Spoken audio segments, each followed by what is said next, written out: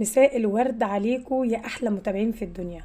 فطير المخابز التحفة الجنان الرائع اللي ما شاء الله عليه. شفتوا يا جماعة؟ شفتوا عامل ازاي؟ شوفوا قرمشته. فطير مخابز ايه يا جماعة؟ شوية دقيق وشوية ملح وسكر هتطلعي احلى فطير. احلى فطير. انتوا مش هتصدقوا كمية الفطير اللي طلعت من كوبايتين من الدقيق.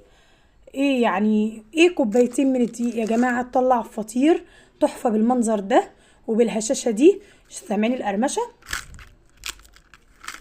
سامعين القرمشة يا جماعة؟ شايفين الخفية والرقة بتاعته او الرقة بتاعته بمعنى اصح؟ شوفوا يا جماعة، شوفوا بحبة سكر بسيطة كده، حبة سكر بسيطة، وهو والله العظيم يتاكل اكل من غير سكر. يا دوبك كل المقادير اللي هتعمليها: كوبايتين ميه على كوبايتين دقيق، معلقه سكر كبيره، معلقه ملح